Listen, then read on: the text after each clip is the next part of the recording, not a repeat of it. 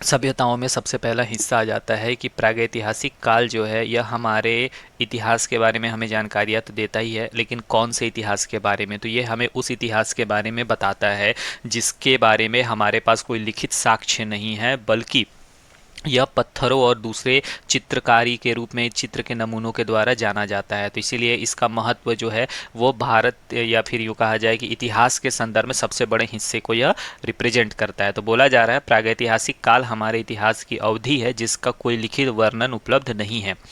उन सभ्यताओं के संबंध में हमारा ज्ञान केवल पुरातात्विक खुदाई के में मिली सामग्री के ऊपर निर्भर करता है। साथ ही साथ यह भी बताया गया है कि इस समय में रहने वाले प्राचीन मानव पत्थर के औजार बनाकर और पत्थर से बनाई गई चीज़ें उपयोग में लाते थे जो उन स्थलों के आसपास पाई गई हैं।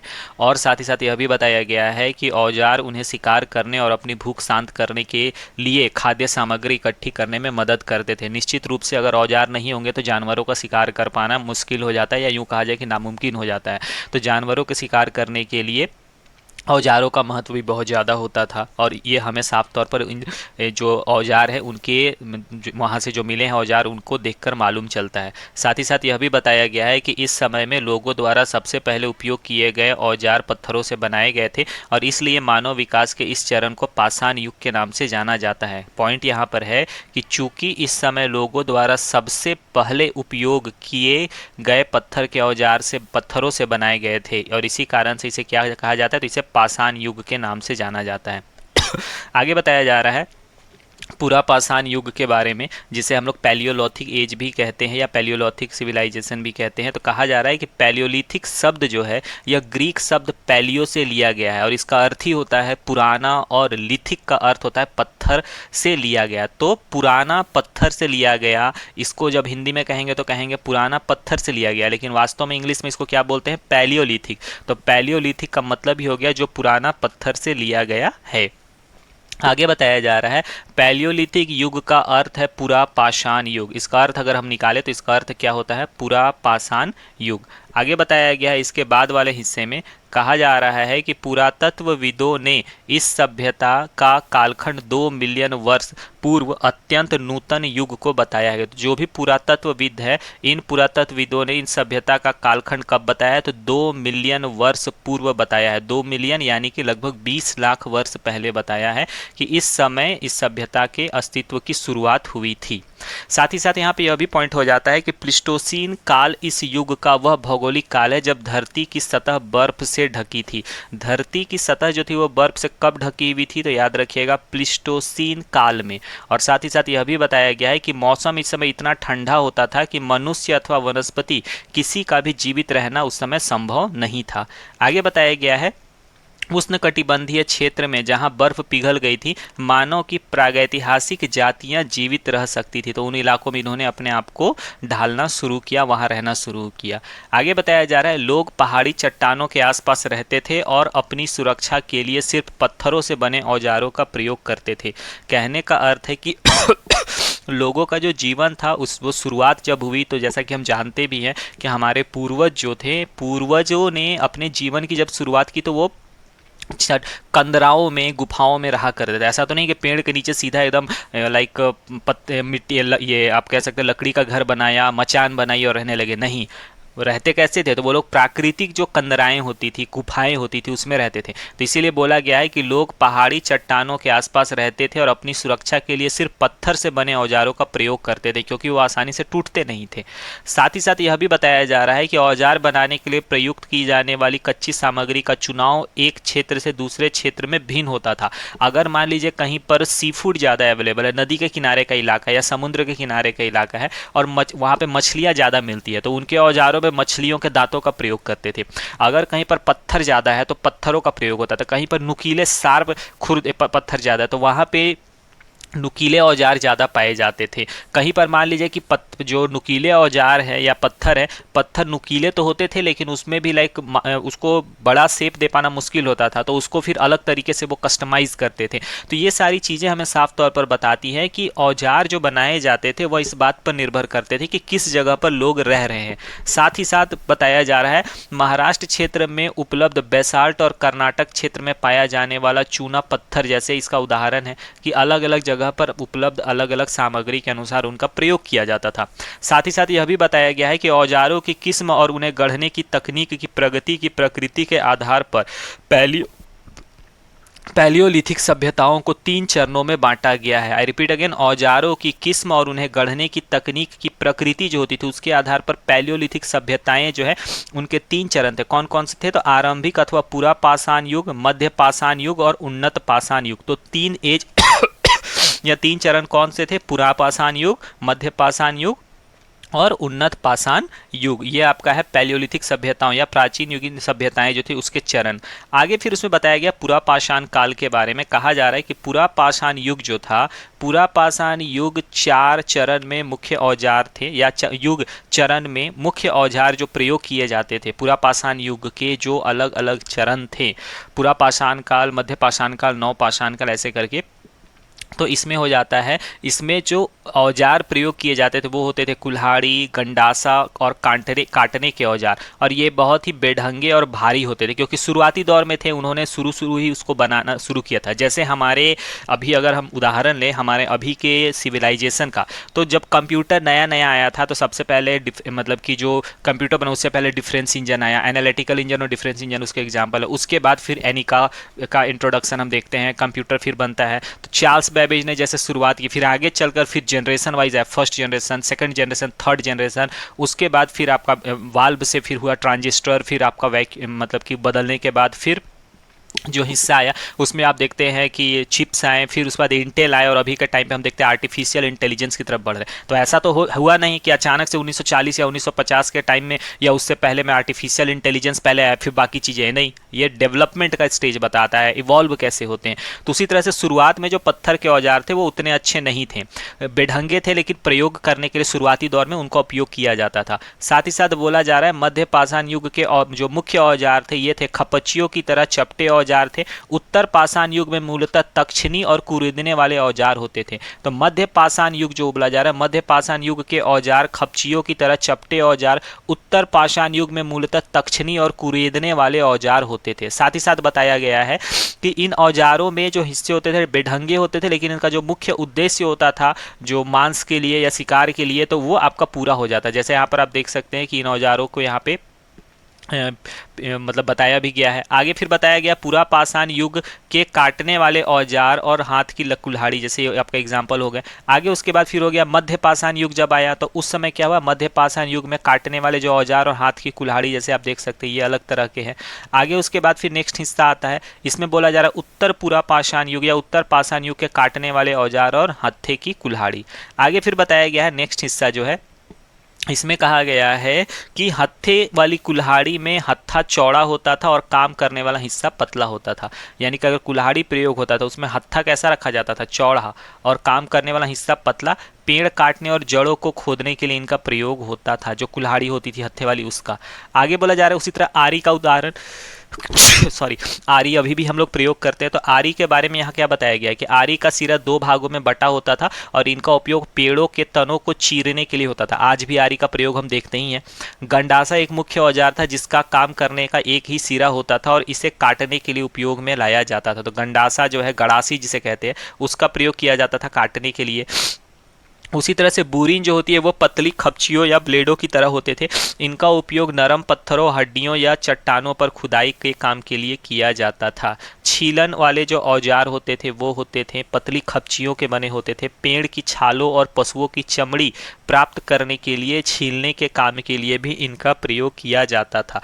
तो ये सारी चीज़ें हमें साफ तौर पर बताती है कि कैसे जब शुरुआती दौर में हमारे जो पूर्वज थे उन्होंने जब अपने मतलब कि शुरुआती दौर को आगे बढ़ाया तो उन्होंने किस तरह से चीज़ों को एक एक करके उसको आगे बढ़ाया। ऐसा नहीं था कि एक ही बार में उनके दिमाग में आ गया कि चलो हम लोग एक ऐसा आप कह सकते हैं औजार बनाएं, ऐसी चीज़ें बनाएं जो हमारे आगे आने वाली कई पीढ़ियों में हमारी सहायता करें। नहीं, उन्होंने एक एक करके उसको प्रयोग में लाया, उसको बनाना शुरू किया और फिर धीरे धीरे चल के उनका जो प्रयोग है वो हमें दिखाई देता है। यहाँ पे एक और पॉइंट याद रखने वाली बात ये हो जाती है कि ये स्थान विशेष पर निर्भर करते थे। ऐसा बिल्कुल नहीं था कि किसी एक जगह पर लोग गए और अचानक से जो मन में आया उसको लेकर उन्होंने तैयार कर दिया, नहीं। उन्होंने औजार को बनाने के लिए इस बात को बहुत अच्छे से समझा कि हमें जो भी बनाना है वह स्थानीय वस्तुओं की उपलब्धता पर निर्भर होना चाहिए, और इसी वजह से उनका सर्वाइवल भी पॉसिबल हो पाया। आगे फिर नेक्स्ट हिस्सा बताया गया है पाषाण युगीन स्थानों का भौगोलिक विभाजन। इसके बारे में कहा जा रहा है पाषाण युगीन स्थलों के भौगोलिक विभाजन से हमें यह जानकारी मिलती है कि सभ्यता भारतीय उपमहाद्वीप की संपूर्ण लंबाई और चौड़ाई के विस्तार में फैली हुई थी। उत्तर में कश्मीर घाटी और रावलपिंडी की सोहन घाटी में से प्राचीन पत्थरों के औजार प्राप्त हुए हैं। ये पॉइंट आपका हो जाता है। यहाँ पे पहला पॉइंट है पाषाण युगीन स्थलों के भौगोलिक विभाजन से हमें यह जानकारी मिलती है कि यह सभ्यता जो थी भारतीय उपमहाद्वीप की संपूर्ण लंबाई और चौड़ाई के विस्तार में फैली हुई थी। साथ ही साथ ये भी बताया जा रहा है कि उत्तर में कश्मीर घाटी और रावलपिंडी की सोहन घाटी में से हमें क्या मिले हैं, प्राचीन पत्थरों के औजार मिले हैं। साथ ही साथ राजस्थान में लूनी नदी के किनारे के स्थानों पर हमें प्राचीन काल के औजार मिले हैं। और साथ ही साथ पश्चिमी भारत जो है यहाँ पर भी साबरमती और माही में इनकी सहयोगी नदियों के स्थलों पर प्राचीन पत्थरों के औजार मिले हैं। और इसके बाद महाराष्ट्र में इनके प्रमुख स्थान जो रहे, प्रमुख स्थान वो कौन कौन से थे, गोदावरी की सहयोगी नदी नेवासा के पास और ताप्ती नदी तंत्र में पटन के पास, मध्य प्रदेश में भीमबेटका और होशंगाबाद जिले में अहमदगढ़ स्थित चट्टानी आड़ में पुरापाषाण युग और मध्य प्राचीन युग से संबंध औजार प्राप्त हुए हैं। तो जैसा कि आप देख सकते हैं ये पर्टिकुलर पैराग्राफ जो है ये अकेले एक बहुत बड़े हिस्से को और बहुत सारे पॉइंट्स को कवर कर रहा है। आप इसे नोट डाउन भी कर सकते हैं कौन कौन सा हिस्सा है, तो याद रखिएगा पाषाण युगीन स्थलों के भौगोलिक विभाजन से हमें यह जानकारियाँ मिलती है कि यह सभ्यता भारतीय उपमहाद्वीप की संपूर्ण लंबाई और चौड़ाई के विस्तार में फैली हुई थी। उत्तर में कश्मीर घाटी और रावलपिंडी की सोहन घाटी में से प्राचीन पत्थरों के औजार प्राप्त हुए हैं। राजस्थान में लूनी नदी के किनारे के स्थानों पर पत्थर के प्राचीन औजार प्राप्त हुए हैं। प्राचीन भारत में भी साबरमती, माही और इनकी सहयोगी नदियों के स्थलों पर पत्थरों के औजार हमें मिले हैं। महाराष्ट्र में इनके प्रमुख स्थान रहे हैं। साथ ही साथ गोदावरी की सहयोगी नदी नेवासा के पास और ताप्ती नदी तंत्र में पटन का पास, और साथ ही साथ मध्य प्रदेश में भीमबेटका और होशंगाबाद जिले में भी अहमदगढ़ स्थित चट्टानी में हमें चट्टानी हिस्से में पुरापाषाण युग और मध्य प्राचीन युग से संबंध औजार हमें प्राप्त हुए हैं। साथ ही साथ यह भी बताया गया है उत्तर प्रदेश में बेलन घाटी जो कि इलाहाबाद और वाराणसी के पास फैला हुआ है, यहाँ यह बहुत ही महत्वपूर्ण स्थल रहा था। यहाँ मिले औजार प्राचीन युग से लेकर निरंतर आज तक मानवीय व्यवसाय के दर्शन होते हैं। यानी कि यह हमें साफ तौर पर बताता है कि यहाँ पर ये जो औजार है ये हमें साफ तौर पर इन चीज़ों को बताते हैं कि इनकी मौजूदगी ऐसा नहीं कि एक ही बार में हुई और फिर डिसअपीयर हो गई, बल्कि इनकी मौजूदगी आज भी हमें मिलती है। यानी कि क्रोनोलॉजी एक मिलती है, एक कंटिन्यूएशन मिलता है इन औजारों का, जो कि हमें यह बताता है कि यहाँ पे सभ्यताएं कभी भी विलुप्त नहीं हुई, ये निरंतर प्रगतिशील थी। साथ ही साथ यहाँ पर यह भी बताया जा रहा है कि यदि पूर्व की ओर बढ़े तो असम और मेघालय सहित वहाँ के आसपास के क्षेत्र से इतिहास पूर्व काल की कलाकृतियाँ पाई गई हैं। बंगाल, उड़ीसा और बिहार के अनेक स्थानों पर भी प्राचीन पाषाण युग के औजार प्राप्त हुए हैं। और साथ ही साथ यह भी बताया गया है कि प्रायद्वीपीय भारत में आंध्र प्रदेश और कर्नाटका में प्राचीन पाषाण युग से संबंध औजार मिलने के समाचार मिले हैं। तो पॉइंट यहाँ क्या हो जाता है, पूर्व से यदि पश्चिम की ओर अगर हम काउंट करें तो यहाँ पर क्या हो जाता है, असम और मेघालय, गारो की पहाड़ियाँ जो वहाँ पे मिले हैं। उसके बाद आपका इतिहास पूर्व काल की कलाकृतियाँ भी यहाँ पाई गई हैं। साथ ही साथ बंगाल, उड़ीसा, बिहार और अनेक स्थानों से भी प्राचीन युग के औजार मिले हैं। तो ये हिस्से हो गए जो इससे क्वेश्चन बनता है। प्रायद्वीपीय भारत में आंध्र प्रदेश और कर्नाटक में प्राचीन पाषाण युग से संबंध औजार मिले हैं। कहाँ मिले हैं, तो प्रायद्वीपीय भारत में आंध्र प्रदेश और कर्नाटक में, तो ये भी एक हिस्सा हो जाता है। उसके बाद है तमिलनाडु में इनका प्रमुख स्थल कहाँ था, अतिरंपक्कम, कई बार क्वेश्चन पूछा गया है अतिरंपक्कम से। प्राचीन पाषाण युग की जीविका का मुख्य आधार पशुओं का शिकार और फलों और उसकी जड़ों से खाद्य सामग्री सहित संग्रहित करना था। अन्य शब्दों में कहा जाए तो उस युग के लोग मूलतः शिकारी और संग्रहकर्ता हुआ करते थे, जिनका कोई स्थायी निवास नहीं होता था। तो यहाँ पे अतिरंपक्कम हिस्सा हो गया। आंध्र प्रदेश और कर्नाटक में भी इनकी मौजूदगी मिलती है। ये आपके हिस्से होते हैं एग्जामिनेशन पॉइंट ऑफ व्यू से। और फिर आगे उसके बाद फिर अनदर हिस्सा आ जाता है। इसमें बोला जा रहा है कि भारत का भौगोलिक परिवेश जो है यह भी प्रागैतिहासिक सभ्यताओं के फलने फूलने में सहायक था, जिसमें बेहतर संसाधनों की उपलब्धता जो थी यह भी एक महत्वपूर्ण भूमिका अदा करती है। बेहतर संसाधन कैसे, तो बेहतर संसाधन यानी कि प्राकृतिक संसाधन। आगे फिर है आपका जीविकोपार्जन की पद्धति इनकी कैसी थी, तो प्राचीन पाषाण युग के जो लोग थे इन्होंने अपने आप को जीविकोपार्जन के लिए शिकार और खाद्य सामग्री को संग्रहित करना शुरू किया, यही इनका चलन था। और साथ ही साथ इन्होंने कुतरने, काटने, खोदने और अन्य उद्देश्यों के लिए पत्थर के और साधारण औजार भी बनाने शुरू किए। साथ ही साथ कहा जा रहा है उन्होंने खाना बदोशों जैसा जीवन बिताया और जहाँ पर भी पानी की आसानी से उपलब्धता के साथ साथ पेड़ पौधे और पशुओं जैसे संसाधनों की बहुलता मिली, उन्हीं स्थानों पर स्थानांतरित होते रहे। साथ ही साथ अनदर हिस्सा बताया गया, इसमें कहा जा रहा है यहाँ पर आप मौजूदगी देख सकते हैं सिंधु नदी का जो हिस्सा है यहाँ पर आपका, तो इस जगह पर सभ्यताओं का जहाँ पे ये मतलब नदियाँ बही तो उनके आसपास के इलाके जो हैं वहाँ पर मैदानी इलाका बनता चला गया, तो वहाँ पर आपको क्या दिखेगा, उपजाऊपन था, तो सभ्यताएं वहीं पर पनपी।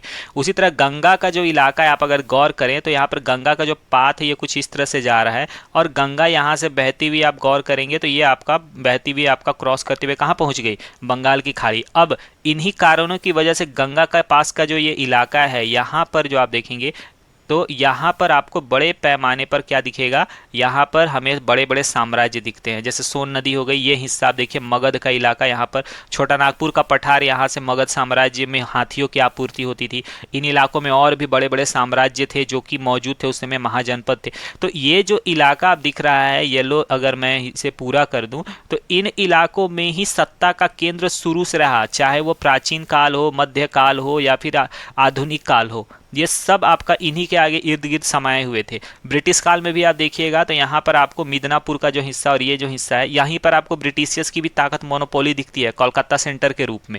तो इसके पीछे कारण केवल ये नहीं था कि उनको यहाँ मन लगता था, कारण ये था कि यहाँ पर संसाधनों की उपलब्धता थी, यानी कि प्राकृतिक संसाधन, खाने पीने की सामग्री आसानी से उपलब्ध थी, जीवन आसान था। और जाहिर सी बात है मानव शरीर की प्रवृत्ति होती है कि जहाँ पर मानवीय आप कह सकते हैं आवश्यकताओं की पूर्ति आसानी से हो जाती है ना, व्यक्ति वहां पर रहना ज्यादा पसंद करता है। जैसे भारत की अभी भी एक बहुत बड़ी जनसंख्या उत्तर प्रदेश में है, लगभग 30 करोड़ के आसपास। तो उसके पीछे कारण क्या है, क्या उत्तर प्रदेश में आपका ऐसा क्या है, सोना चांदी भरा हुआ है, वो चाहे तो मुंबई और महाराष्ट्र में ज्यादा लोग नहीं रह सकते थे, कारण है वहां पर उपजाऊ जमीन, सहूलियत होना।